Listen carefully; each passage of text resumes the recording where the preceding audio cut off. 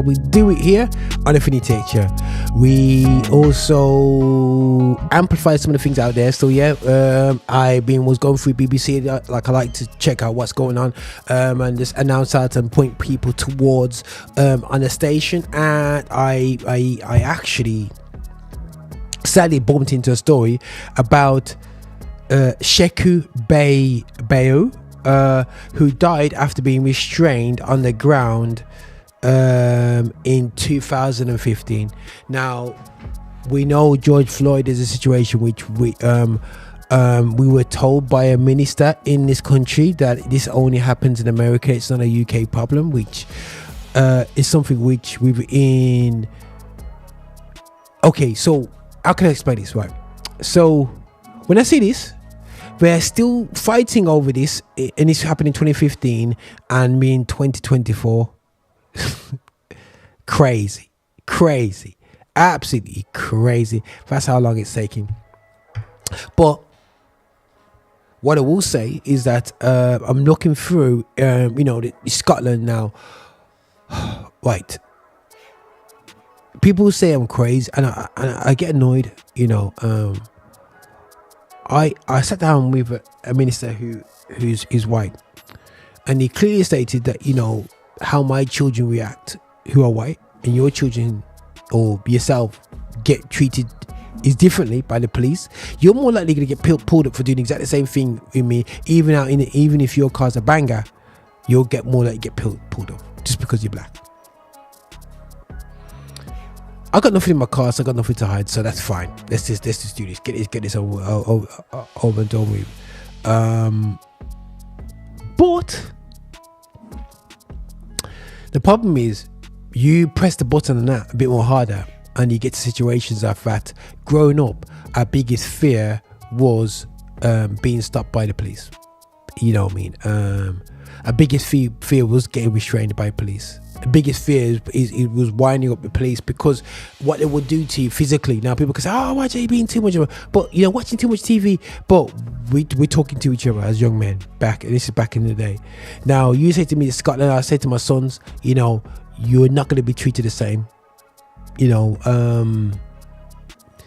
Am I saying that there's all police officers are racist? I'm not saying that. All I'm saying is that due to social education, and the education system, that clearly puts us black guys as the most aggressive humans in the world, and we're monsters and we're beasts, and what we do is do drugs, and we don't do anything else but drugs and gangs and all that malarkey, and we ourselves input into the negative portrayal of ourselves. We have a situation where police officers treat Mr. Bayoh potentially as a beast. So people can say, "Oh, why are you being too harsh?" I'm not saying who's guilty or not or whatsoever, but one thing I do know, and I will say, and I will highlight people, there is actually a website up there with all the evidence, and they're looking into all the evidence library. There's the lawyers trying to fight for the situation. And I haven't really got into key documents or whatsoever, but I've seen the article within BBC website.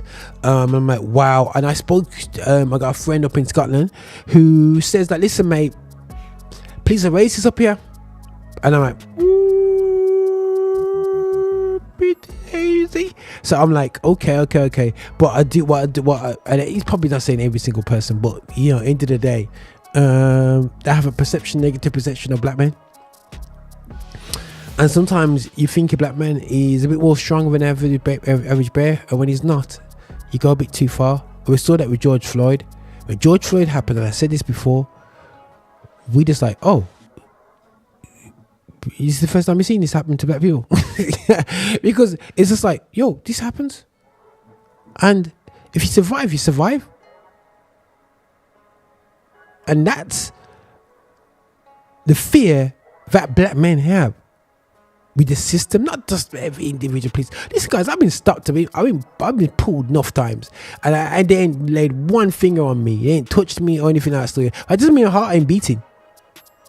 Trust me, it doesn't mean I'm mean that. So, for me, sad case that we go in here fighting institutional racism.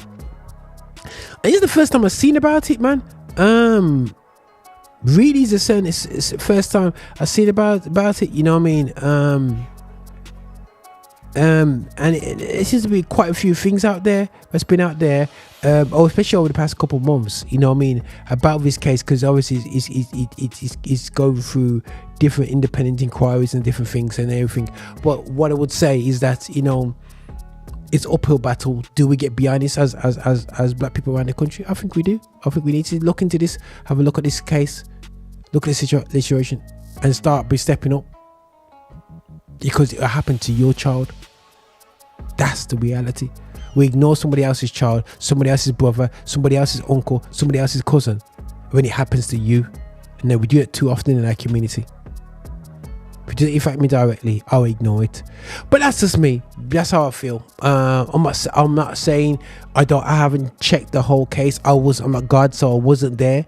I'm not gonna go through the mind of the police officer, so I'm not gonna put any judgment on what happened. But one thing I do know is that if I see a police officer, I'm thinking the worst. And sorry, that's just the way life is, man. You know what I'm saying? You know what I mean?